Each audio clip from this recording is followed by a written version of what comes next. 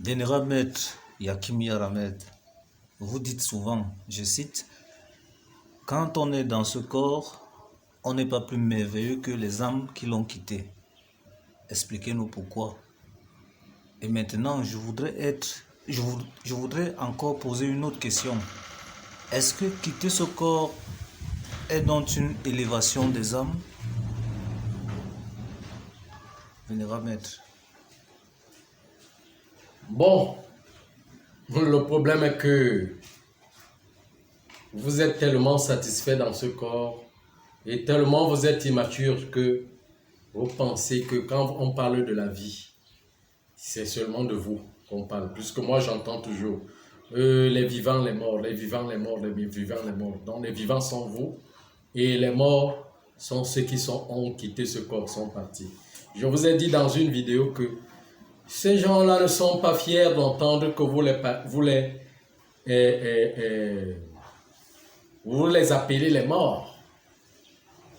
Parce que comment quelqu'un sait qu'il est vivant? Il a seulement quitté le corps. Lui, il vous voit, vous ne le voyez pas, vous l'appelez mort. Et pourtant que lui, il vous voit comment vous êtes en train de l'appeler mort. Lui, il a encore la capacité de vous voir. Qui a plus de pouvoir? Qui voit l'autre? Vous qui êtes dans ce corps, vous ne le voyez plus. Vous ne voyez plus la personne qui est partie. Mais vous sentez que vous êtes en vie. Que la personne qui est partie. Mais pourtant, la personne se voit. Et elle vous voit. Qui est plus vivant que l'autre? C'est la personne qui a quitté ce corps, qui se voit et qui vous voit. Il faut, comment je vais dire, éclairer ces choses. Il faut éclairer ces choses. Vous savez, les âmes immatures, quand elles sont dans ce corps, elles se sentent tellement à l'aise et tellement grandes que rien ne les dépasse. Vous voyez, mais c'est comparable aux enfants. Mais à un niveau, même les petits-enfants, on dépend de leur père. Bien que les enfants en dépendent de leur père au niveau des intérêts, au niveau de la nutrition et autres. Quand il faut maintenant que le père donne les travaux, ils ne se sentent pas à l'aise. Ils ne se sentent pas à l'aise. Donc tellement vous pensez, vous croyez très très grand dans ce corps que vous méprisez toutes choses. Vous avez du mépris envers tout. Je ne connais pas la chose ici dans ce monde que vous respectez. Les poissons dans l'eau, Dieu vous a donné. Vous avez le droit de les tuer et les manger. Les animaux dans la forêt, Dieu vous a donné. Vous avez le droit de les tuer et les manger. Et même les plantes de la forêt, Dieu vous a donné. Mais quand vous êtes malade, ce sont ces plantes qui vous soignent. C'est vous qui allez chercher le remède. Vous avez faim, c'est vous qui allez chercher le poisson. Vous avez faim, c'est vous qui allez chercher les animaux pour les tuer, pour les manger. Pour votre vie. Et l'excuse, c'est quoi? C'est Dieu qui vous a donné. Ça veut dire que vous devez arracher tout, mépriser tout. Vous devez arracher tout et tout mépriser parce que Dieu vous a donné. Et même maintenant, vous êtes dans ce corps, vous êtes à l'aise. Quand vous quittez dans ce corps, vous méprisez les gens qui ont quitté le corps. Bien sûr, leurs corps sont devenus des cadavres. Vous méprisez. Vous parlez, vous médisez sur des gens qui vous voient, qui sont capables de lire vos cœurs, savoir ce que vous pensez, et qui entendent vos paroles, ce que vous parlez d'eux, que vous avez été incapable de le dire quand ils étaient là, dans ce corps. Ils vous entendent. Vous voyez le niveau d'inconscience, d'immaturité, de mépris que vous avez en toutes choses. C'est de la même chose que je parlais de l'autre tout à l'heure. Quand vous avez soif et que vous prenez de l'eau, vous buvez. D'ailleurs, quand cette eau est là pour vous, que cette eau est là pour vous, à tout moment que quand il faut boire, vous n'allez pas. Ça veut dire que pour vous, elle ne représente rien parce qu'elle est là. Pour vous, il faut que quelque chose manque pour que la chose représente ait de l'importance pour vous.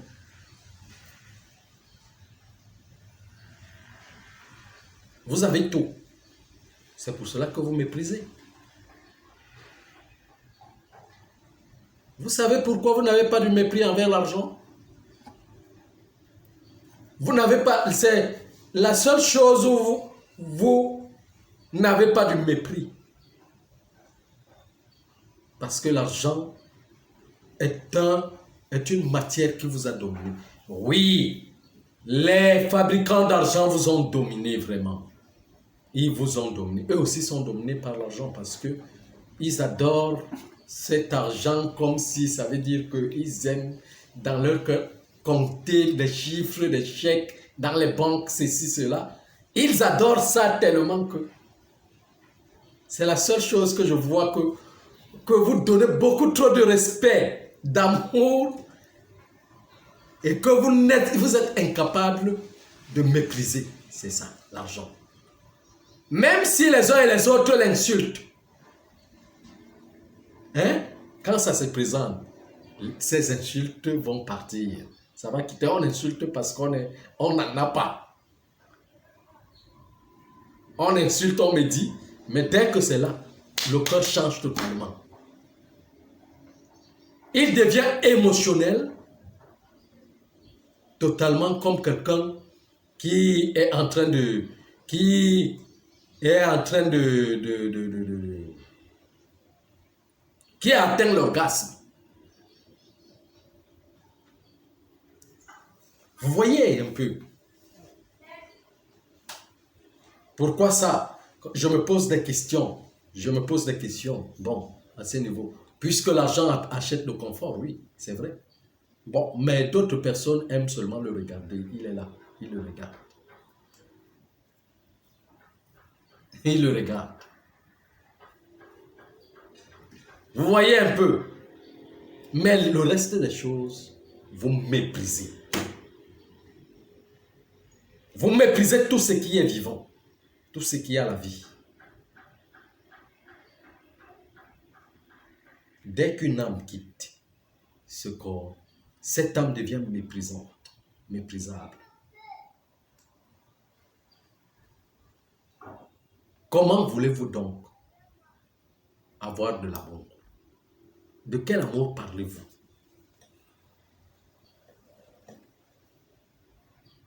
Pleurer une âme partie n'est pas un amour. Ce n'est pas de l'amour. Ce n'est pas de l'amour, c'est de l'obsession. Et l'obsession n'est pas l'amour. Parce que si la personne revient là maintenant, ressuscite, revient dans ce corps et se lève, vous allez commencer à insulter, à avoir la même haine envers cette personne. Mais quand la personne part, vous commencez à pleurer. C'est de l'obsession. L'obsession, ce n'est pas de l'amour. Vous voyez-vous dandiner toujours des âmes qui n'ont pas de conscience. Il n'y a rien dedans. Il n'y a rien dedans dans le cerveau. Il n'est pas construit.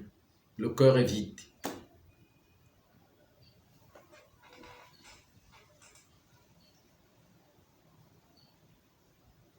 Alors, vous trouvez que vous êtes plus merveilleux. Vous qui êtes dans ce corps, c'est vous qui êtes des vivants. Et ceux-là qui sont partis sont des morts. Mais ceux-là qui vous voient, mais qui n'ont plus la capacité de parler avec vous. Parce que votre âme est enfermée dans le corps. Il n'y a plus de possibilité de causer. Mais ils vous voient, vous ne le voyez pas. Entre celui qui voit, qui te voit, et toi qui ne vois pas, qui est plus? qui est un peu plus libre. C'est celui qui te voit et que toi qui ne le vois pas, tu es encore totalement enfermé. Celui-là est encore un peu plus libre. C'est libéré de quelque chose qui te permet de se voir et de te voir. Et toi, tu ne vois pas. Je ne sais pas si vous comprenez ce que je suis en train de dire.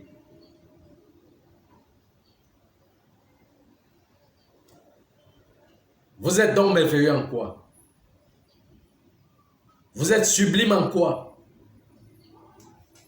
Vous êtes fort en quoi? Vous êtes excellent en quoi? En rien. Les plus merveilleux, c'est ceux qui ont quitté ce corps. Déjà, ils se sont libérés quand même de quelque chose. Même s'ils ne sont pas encore totalement libres, mais il y a une chose, ils sont plus merveilleux que vous. Qui est ici. Ils ne sont pas libérés, je ne dis pas qu'ils sont libérés. Pourquoi? Parce qu'il y a encore un truc, c'est là où commence même le travail. Qui commence à voir les erreurs de ce monde, les erreurs qu'ils ont causées. C'est là où commence le travail. Mais je dis, ils sont plus merveilleux que vous. Pourquoi? Parce que ils ont la capacité de vous voir, mais vous ne les voyez pas.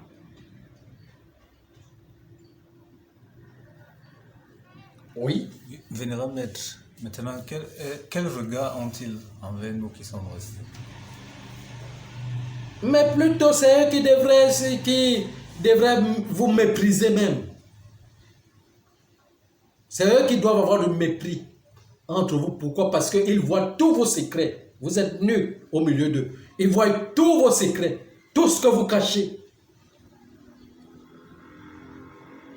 Et ils voient encore que c'est à partir de leur monde que vos ressources viennent. C'est par eux que vous êtes aidés dans ce corps.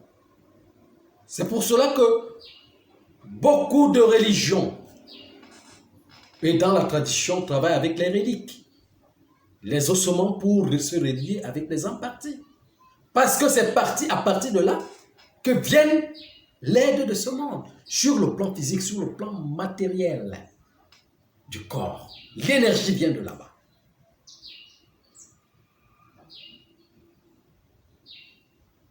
Entendez, mais l'esprit, c'est une très grande hiérarchie. Une très grande hiérarchie que l'humain n'atteint pas. Pour que l'humanité atteigne l'étape de l'esprit, doit passer par la mort, laissant ce corps. Aller d'abord dans cette étape pour aller encore dans une autre étape.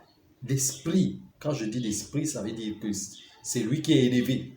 Pas l'embryon que nous avons, que nous sommes, mais l'esprit lui-même. C'est le passage là. C'est par là où on passe. C'est après là qu'on ira de l'autre côté.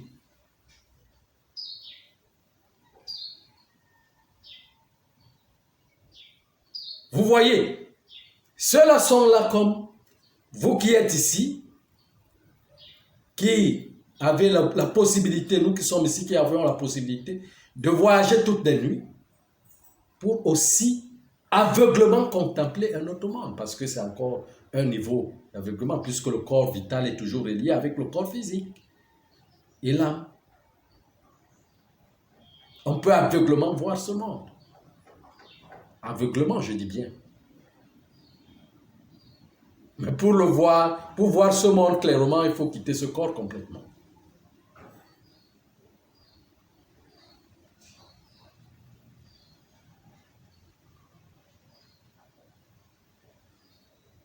Alors cessez de penser que vous êtes vivant. C'est vous qui êtes des vivants. C'est vous qui êtes des plus merveilleux. C'est vous qui êtes... Bien sûr que toute la création est concentrée sur vous parce que vous êtes les plus petits.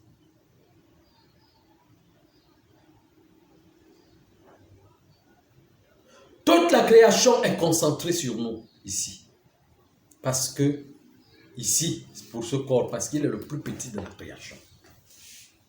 Mais toute la création n'est pas consacré pour ce monde parce que il est très important et très grand. Oui, il est important.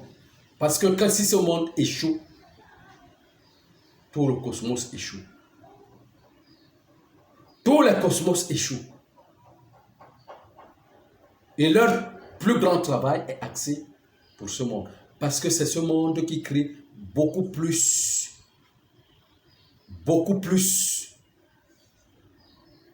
de problèmes dans le système solaire. Dans le cosmos. C'est ce monde qui a plus de problèmes. Vous voyez un peu. Donc, attendez. Je vais vous poser une question. Quelle est la nature humaine qui a plus de problèmes? Quelle est la nature humaine qui a plus de problèmes et qu'on doit prendre soin d'eux?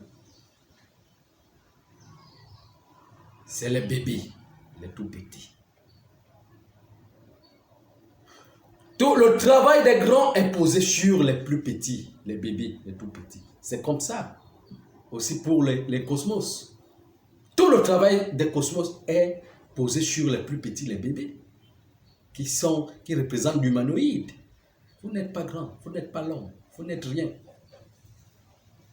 De tout ça, que vous parlez homme, ceci, cela, par-ci, par-là, l'homme de la Genèse est monté, descendu dans le jardin, il a fait ceci, c'est pas vous de vous comprendre. Vous êtes encore des enfants de la Genèse.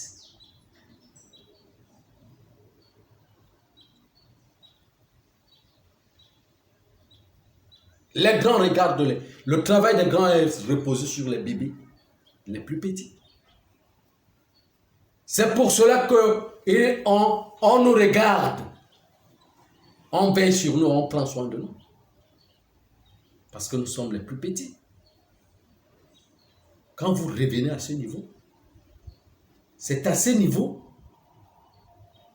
que Dieu commence à donner la sagesse à l'humanité. Quand elle reconnaît sa place dans la nature, quand elle commence à reconnaître sa place dans la nature, en ce moment, Dieu revient avec la sagesse pour l'enrouler avec la sagesse.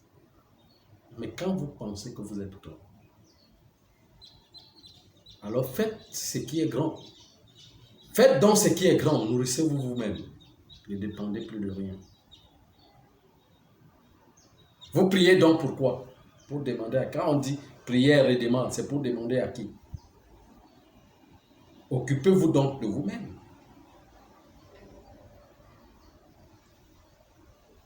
Mais la nature, vous allez me dire que non, on s'occupe de nous-mêmes. Mais ce que je vois, que c'est la terre qui s'occupe de nous. On ne s'occupe pas de nous-mêmes. On n'est pas capable de s'occuper de nous-mêmes. Ce sont ces éléments qui s'occupent de nous. L'air, le feu, l'eau, le sol de la terre. C'est tout ça qui s'occupe de nous. On ne s'occupe pas de nous-mêmes. On ne peut même pas. Toutes les créatures en dépendent.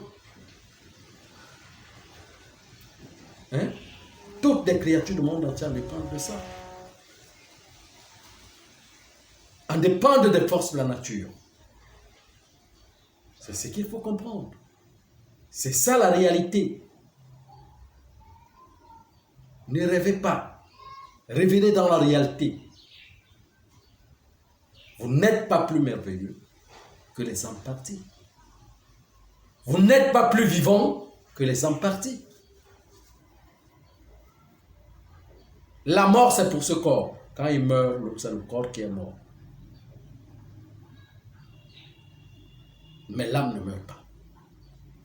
Elle continue sa vie. Elle continue la vie dans un autre monde. Vous voyez un peu ce que je suis en train de dire.